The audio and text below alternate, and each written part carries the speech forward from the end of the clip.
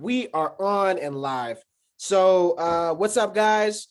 We got episode 2 of Star Wars: The Bad Batch. Welcome in, everyone. Again, we got Nico Skywalker.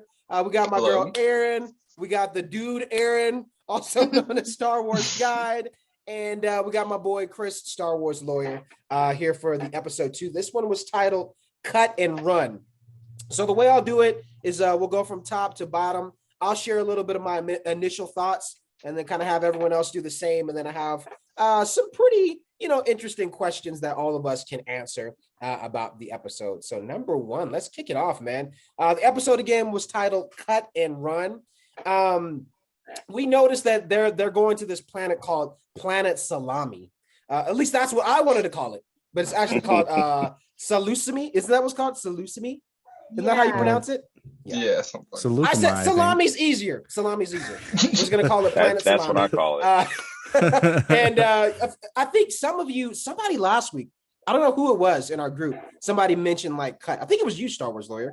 You were like, it could be the clone that has the family and all that jazz. Yeah, it was me and Star Wars Guy that said it. Yeah. Yep. Yeah. We both predicted it. So okay, I'm gonna start listening more to you guys. So you guys definitely predicted that, and that makes sense. Because I think something else we talked about was like, again, this group of clones, they don't know that Rex, helped Ahsoka and that he didn't go through with Order 66. They're probably just assuming like, oh shit, everyone, who was a clone was kind of programmed, except for them. So good catch.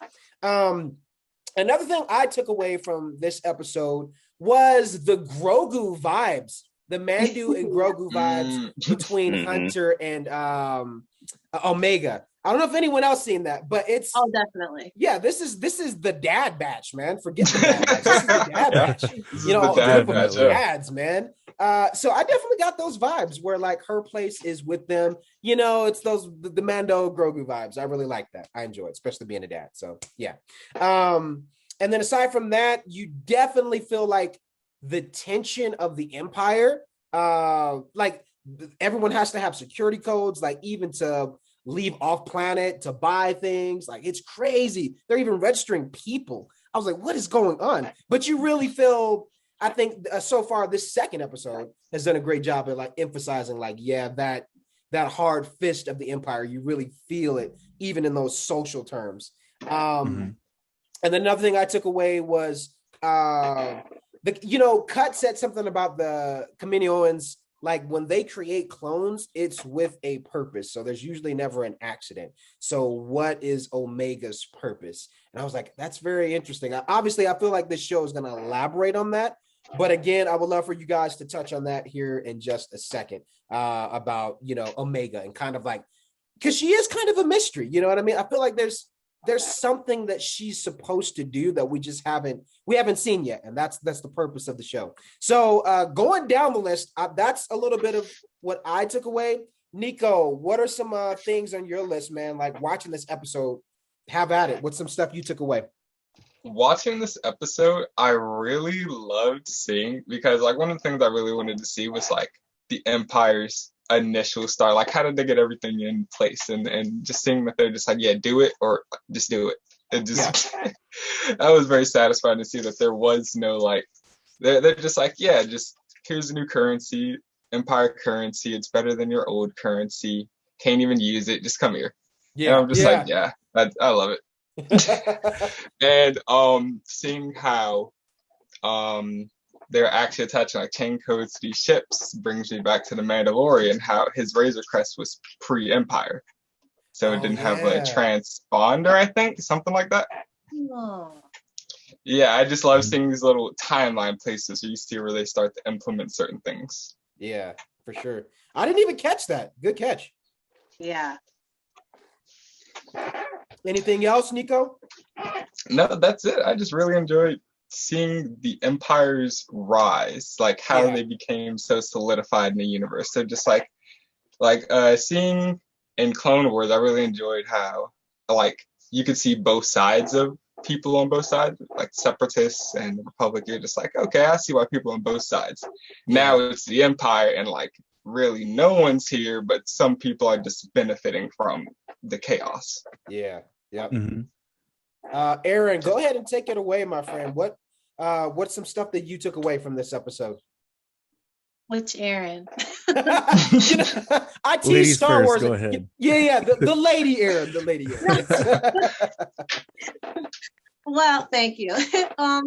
Some things I took away from the episode was I kind of thought maybe, especially after the Mandalorian, people might get sick of like the like Mando not Yoda Grogu trope. I like taking care of a kid, kind of thing. Mm-hmm. But then after seeing it like actually play out, I'm like, nope, I love it. I'm a mom, so I'm like, no, you have to take care of Omega. Like you can't even. So I always enjoy that kind of that theme. I'll never get sick of it. I think it's cute. Again, also the common theme in Star Wars is like love and family.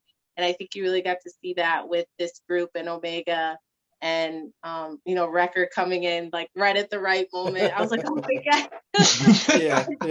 I'm like, Wrecker's going to be like the best uncle ever. Like, I love it. He's the kind of uncle that like lets you do crazy shit when you go over to his house, but he's still so nice. You know what I mean? Absolutely agree. I love Wrecker. Right. And I also, just to touch on what you both said, that with the Empire and the new chain codes and registering and the database, I love it. Like it really shows you like how good of a villain the Emperor is, and how like calculated he is with everything. I was like, man, if they had to do that, like it's just like a small detail in how they or how the Empire rose to power, and I just thought it was really good. I was like, wow, that's awesome. So I enjoyed that as well. Agreed. Yeah. Chris, man, go ahead and take it. What did you take away from this episode? So this episode definitely endeared me to Omega. That is my child, and I will fight to defend her at all costs. So they definitely show that this bond is going to be between Hunter and Omega, which I was talking to some friends after our episode, and they're like, well, what if they use Hunter's DNA more specifically, so Omega is more his child versus just another clone? I was like, oh. But Star Wars, but Star Wars is always just like Aaron said, about found family and love. So we have this found father, found daughter trope this time. So it's going to be similar to things we saw with like Obi-Wan and Luke, Mando and Grogu.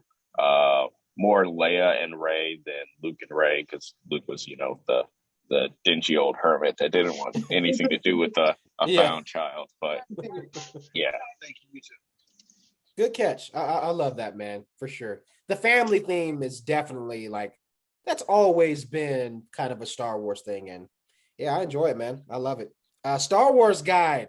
What you got, man? What'd you take away from this episode? You guys all took the words right out of my mouth. It's just spot on with everything you guys were saying. But yeah, the moment that I seen him want to give, Omega. Sorry, spaced out. I almost forgot her name earlier too.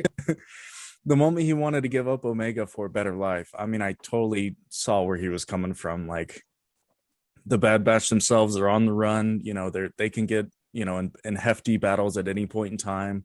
That's a lot of danger for her to also be around. So I understand Hunter's point of view for giving her a better life, which Cut was, he's a great dad.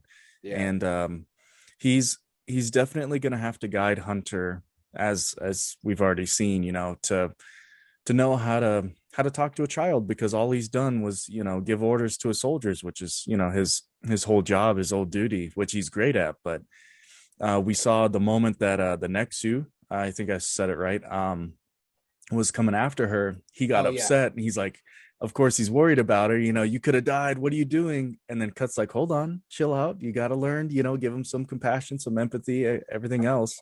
Yeah. And I think Hunter's going to be a great father. And it's just like the Mando was, he's like a rigid, what would you say, like a quiet individual that's like more so he's always worried about himself, always in survival mode, and now he's taking care of another life, which I think Hunter and Mando themselves are going to be great dads. Yeah, absolutely, man. I definitely get those vibes for sure. Now, this gets into another question. When we think about Omega, so I mentioned this earlier. What do you guys think? And we can start from the top. We'll go with you, Nico, on this. What do you guys think like Omega's purpose will be? Because when you mentioned the Nexus, I think that's how you say the beast's name. When we seen that scene, in my mind, I was like, okay, she's gonna do something crazy, something weird, some type of force powers or something. I don't know. And that's kind of what I was expecting maybe to see. But she didn't do that, you know. But I still feel like there's some layers to her character, something that we just don't know that she can do. What do you guys think? Nico, kick it off, man. All right, so just like you, I had like my eye to the TV waiting. I was like, all right, anything weird, listening for maybe like Force Thieves or anything. And I was just like, it's just a regular episode, nothing too crazy going on here with Omega herself. Yeah. So I'm still waiting to find out. Yeah. The question I had, like the first question, like almost immediately was, how old is she? Like, yeah. in clone terms, and is her aging accelerated? Yeah. Because if it's accelerated, I wonder how old she'll get over the course of the show. Yeah, that's and then true. like what purposes she'll fulfill and whatnot. I'm also still curious as to like why no one else is talking about how she's a female clone. Like, yeah, Cut said yes, they made her specifically. Yeah. But I wonder why specifically she's female. Yeah. And then her name, you know, obviously you could play on that, like that maybe there's some type of, you know, symbolization with like the beginning and the end. Obviously, you know, like the end of Clone Wars and, you know, kind of essentially maybe she's, you know, the end of the clones themselves, you know, in terms of what the, you know, Kaminoans, you know, wanted to create. Maybe she's this start and end to something new. I don't know, you know, so interesting. Aaron, what do you think? What do you think about Omega? Yeah, I definitely was gonna mention me about her name. Maybe that plays, you know, in has some significance because everyone else, you know, they gave the clones numbers, but her, you know, it's Omega, and the fact that she's a girl. I had no idea she was going to be a girl, and then I was like, oh, it's a girl. Yeah. And so I thought that was very unique and different. And when they mentioned that the Kaminoans don't create anything without a purpose, I was like, okay, so she's like the only girl. Yeah. You know, what other purpose could she have by maybe there being the end of something or the beginning of something, like you were saying? Yeah. And maybe she's force sensitive. I don't know. Yeah, I'm not ruling that out the window. Yeah. You know. I'm hoping. Yeah, right? That would be cool. But and we talked about this in the last episode, but I still don't I mean, yeah, there have been other Jedi that have been, you know, on Kamino before, but to me, it just stuck out, you know, in that first episode of like seeing them with a dead Jedi on a stretcher, you know, on Kamino. My brain was just like, you know, what was the purpose, you know, behind that? You know what I mean? If you know, like, that's where they make clones, why else? You know what I mean? Why is a dead Jedi there at this period of time, you know, when the Empire is kind of rising?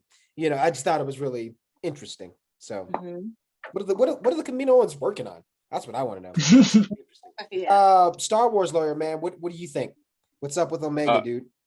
So I'm still maintaining my theory that she's force sensitive, and when you're talking about when the Nexu is attacking, I think it's interesting that he doesn't attack until it gets shot and Hunter is out there with a knife. Before it's carefully stalking Omega, but she's not doing anything to aggravate it. It's just sort of approaching her. It's snarling, but she has sort of this blank sort of expression on her face, more like she's trying to see what it is as well. because she's not scared because she doesn't know what it is. Like, you know, she just learned what dirt was this episode. Right. So. Yeah, she did. Right. Now, you have a good point. I don't know if they were playing on something. I look too deep into things, I feel like. But I feel like, you know, every scene has a purpose. And I kind of feel like in that, maybe there was something where they were trying to convey, you know, something in that nature. Like, I don't know if that's just playing on her innocence or like oblivion to the rest of the world. Or again, like maybe there's that part of like, there is something special with her. And we're going to continue to see that unravel, you know? So I agree with you guys. I think she could be force sensitive. I'm going to hold on to that theory. Star Wars guy, man, give us your wisdom. What do you think about Omega? See, I believe it when I see it, kind of thing. Like everyone's thinking she's force sensitive. Like a part of me is like, yeah, she is. But then the other part of me is like, wait, hold on. Wait until you see more evidence, more proof of it. Yeah. But you know, Filoni, he's a genius. And as we've noticed, you know, he's been mentored by George Lucas for a long time. Yeah. And within the movies, the original, you know, like prequels and original trilogy, things like that, there's a lot of things that, how do you say it? Like it's like an unwritten part of the movie where they're explaining something, like in Revenge of the Sith, Anakin, the last time he talks to Obi-Wan as a friend, he's in the dark while Obi-Wan's in the light, kind of something like that. Yeah. So the dead Jedi could be just literally showing how ruthless the clones were, or it could be mentioning that she's force sensitive and they finally, that was like a failed test, you know, to clone other force sensitives.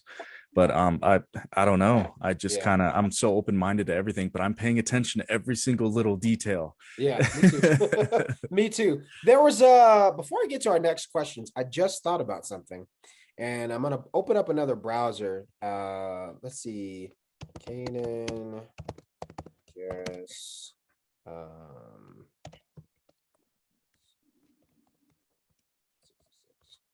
Let's see. So I don't know if you guys have seen anything about this, or if any of you guys, some of you may have read the comics. So this is my point with bringing up this. And I've seen other folks commenting about this, saying like, you know, they had a little bit of issues with that scene with Kanan in the first episode. We're kind of backtracking, but that's something I've seen a few folks talking about, was how that first scene was done based on how it was presented in the comics, which we know is, you know, it's all a part of the canon story, you know, with the Kanan comics. But for you guys, if you are familiar, by the way, is anyone knowing what I'm talking about? Have you guys read, like, are familiar with Kanan in the comics and his story? Yeah. So I think I've seen some people who have had issues with the way that scene was depicted, but also like saying, you know, it's okay, like doesn't necessarily screw up anything in terms of continuity, but some people were just iffy about it. So what did you guys think, if you know what I'm talking about, with comics versus that scene in the first episode with Kanan? Were you fine with it, or did you guys like, was there some things that were nitpicky for you? Anyone can comment on this one. So no, not again. No. We had this issue yesterday. I know. You know, talking to a bunch of different people about it. Some people that felt, am I still here? Yes. Yep. Yeah. Okay. Back. Cool. All right.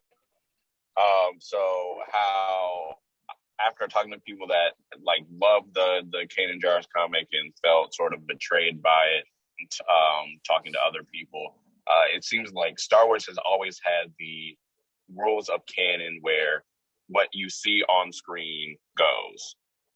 That overtakes what you see in a comic or in a book. And I still think even with him surviving this way, it doesn't necessarily discount everything that happens in the comic, because we see him for 2. Oh no. Did he freeze out again? Yeah. Yeah. No. so we could. Oh, you're back. Do you mind repeating that, just that last piece really quick? Okay. Yeah, so just for, we only saw Caden for 2 minutes, or Caleb for 2 minutes, so it doesn't discount everything that happened, so we could still see other things. But it's sort of like the Ahsoka novel and the Siege of Mandalore. Gotcha. I've not read that, so I probably wouldn't know the difference, but I'm sure for anyone watching this or any of you guys who are familiar, you could probably pick apart like, oh yeah, they're distinctively little different things. But again, I agree with you on that piece where his scene was so short, it didn't feel like, oh man, this, messed up, the whole timeline. I feel like it was still pretty short. Like you were saying, like it still could give credit to what happened in the comics, so to speak. So, yeah. Any other thoughts on that? Do you guys have any? None? Well, I'll put in my 2 cents. I understand where the fans are coming from. Like it kind of sucks to see things on screen displayed differently than what you see in the comics. My first, I guess, argument with that is everything you see in the comics, it only takes someone more time. It doesn't take more of a budget to do. When it comes to like shows and movies, you only have so much of a budget, so much time to implement something, and you can't make something extremely extravagant because it takes even longer to produce, more money, etc. Now on the other side of things, I don't really care. Hey, we got the same scene from the comics put into a show that's there forever. I am more than happy with it. They changed obviously the battalion of the clones in the comics. They're red, kind of like the Coruscant Guard. But then in the show we see it's not exactly green, but it's like a different color of green, which I find it interesting. There's not enough green in Star Wars anyways. A lot of people are complaining about the voice. Yes, I mean, for a 14-year-old, you never know when that time comes. He could have a deep voice like that. You never know. So to me, I'm just like, I don't really care. We got the same voice actor. At least they didn't find someone else. Right. They replicated the scene perfectly in my head, and it broke my heart to hear Depa scream like that. But that's my 2 cents on it. I'm just happy for it. I think some people were complaining about her lightsaber too, saying like, "Oh yeah, different color." Like, hey, her hilt is black and the lightsaber is blue, and that was like the thing I immediately noticed. I was like, "Oh, she ignited a blue lightsaber." All right, I'm with it. I like. But I mean, again, like I agree with Star Wars guy. Like you're almost on 2 sides of the fence where you understand both sides. Where it's like. Again, in the comics, there's some brilliant writers, man, who take their time and give us this elaborate piece of the story. You know what I mean? Where, again, like in a TV show or movie, you only have a limited amount of time and resources to display something for however long, the runtime is. So, and when it's kind of just brushed over, it's like, man, there was so much time that was invested, in specific moments. It can kind of be a bummer in that sense. But then again, like if you can just give the general point of certain things, like not everyone, and I think this is some things that a part of the fandom doesn't understand is like not everybody reads the comics. So how do you get a general idea for everyone that's going to be watching to be like, this is pretty much what happened? You get, what I mean? Like not everyone's going to read the novels. Not everybody reads the comics, not everyone watches the show, but if you can give that general idea of like, this is pretty much what happened. It's kind of a universal center and it doesn't discredit those things. You know what I mean? So that's kind of how I see it, but yeah, no, good word, Star Wars guide. We got a few more questions that I wanted to ask. So number one, Nico, we'll have you start with this one. Any guesses on where the Bad Batch is headed next? We do know that Rex was mentioned. So he was mentioned and like he was just on Planet Salami. I'm calling it Planet Salami. I'm calling it because I'm terrible at pronouncing this planet. So he was just on Planet Salami like the other day, right? Where's the Bad Batch heading to next? I feel like they're going to try and disappear and then just fail. It's not. They're not going to be able to disappear. Yeah. It's like running away from the war, but you're a soldier, I like this, and the war still finds you, kind of a thing. Yeah. Yeah, I like this time. Like how you've been mentioning, it takes place during the same time as Solo. They might need a smuggler or two. Who knows? Ooh, yeah. Yeah, might need a smuggler. Timing. Get them some places. I would love it. But you know what? Now that you mentioned that, it makes so much more sense, because think about what we've seen in this episode and how that can make sense with Han Solo. They can't get anywhere without being sneaky, without smuggling in some sense, because the Empire is registering people, they're registering ships. So I think you're onto something. Nico, we're calling it. We are calling it. That's my episode 3 hopes. Okay. Maybe or Hondo. I'd love to see a Hondo. Ooh, yeah. Oh, yeah. I love Hondo. Hondo's underrated. We need more Hondo.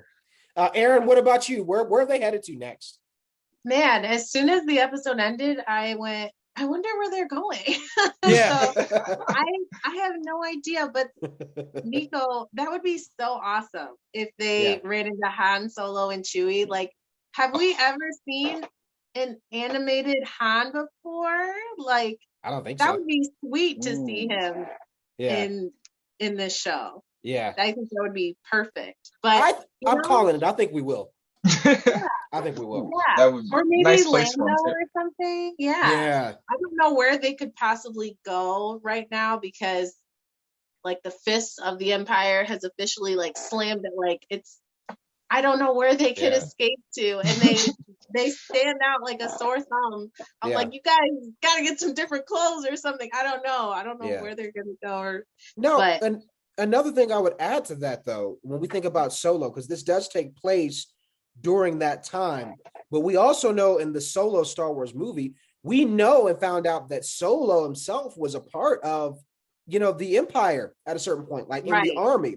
So we don't know exactly what point of time we could be meeting Han Solo. Could he be like a soldier that's in the Empire that's like starting to figure out like, this whole Empire thing is kind of getting messy. I'm trying to like smuggle my way out, or is he, Solo, the Solo that we know, you know what I mean? So that's another thought. That's a thought. Star Wars guy, what do you think, man? I think it would be cool to see Han or Hondo. It'd be cool. But I'm more so leaning on the side of them meeting up with Rex. Rex has been on the run for some time too. Yeah. And Rex would obviously know the ins and outs of ways to escape the Empire and blend in, even though they might recognize his face. Mandalorian reference. But true. I don't know. I mean, obviously we've seen him in the trailer, so I just want to see Rex. I want to see my boy. I know. He's my favorite. Star Wars lawyer, what about you, man? What do you think? So I don't know where they're going specifically in this next episode, but I know at some point where they're going to go in this season. So in one of the Bad Batch trailers, so shout out to Julia Christine 77 on TikTok. No, she is our resident Corky Kenobi theorist. Oh yeah. Yes. I know what you're talking about. Yeah. Okay. So she was watching the Bad Batch trailer, and she oh man, she saw a planet that looked familiar. Am I back? Yeah, I think so. Okay. All right. So I'll try to do this quickly. So the planet Concordia, which is in the Mandalore system. Yeah. It's where Pre Vizsla was. And she saw that, and she's all things Mandalore, especially when it goes to Corky Kenobi. So yeah, I think they're gonna head over to Mandalore at some point. Yeah. Ooh. That would be interesting. Be awesome. I mean, I would be all for that. Absolutely. That'd be awesome. So it looks like we have 7 minutes left, you guys. And I wanted to leave us all with this thought, and just, I guess we can all, quickly elaborate on it. But this is going back to the first episode. And I seen somebody on TikTok. I can't remember who her name was. I should have wrote it down. But anyway, she mentioned something that I feel like we all felt, and I definitely took away from this when, you seen Omega, who knew nothing about the world, knew nothing about the universe. She's now, with the Bad Batch crew, and, now about to experience these new things, and they're blasting off into hyperspace, and, her eyes are just filled with excitement. You know what I mean? And in that moment, I feel like it was something that was captured, almost about the Star Wars fandom of remembering at one point, all of us were at that point in Star Wars where, it was just this exciting world of wonder and adventure. And it was just full of excitement. And it was almost a moment of playing on like, hey, don't forget that, like that this is what it's about, is that excitement of adventure. Going down the line, did anyone else catch that? How did you feel about that moment? When the hyperdrive lit up, I saw Omega's eyes. Yeah. I was like, that's going to be me at Galaxy's Edge. Right, yeah. That was my immediate reaction. And I just love it. Like her first experiences, like experiencing things with her during the show, I know I'm going to love it.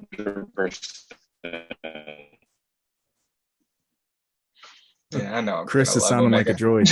Yeah, he is, man. He sounded like a protocol droid. What happened? He's frozen in carbonite now. No. Dang. Aaron, why don't you take it? We got 5 minutes left, you guys. How did you feel about that scene? I loved that scene. I definitely loved that scene. If we're just like, if I'm thinking about like my first time when Omega felt that way and how I felt that way, I always think of the moment that I fell in love with Star Wars was when Star Wars had always been in my household. I have 3 older brothers who loved Star Wars, but I grew up with the prequels, and my first like moment of wonder, I had the same look on my face. During episode 1, during the pod racing scene.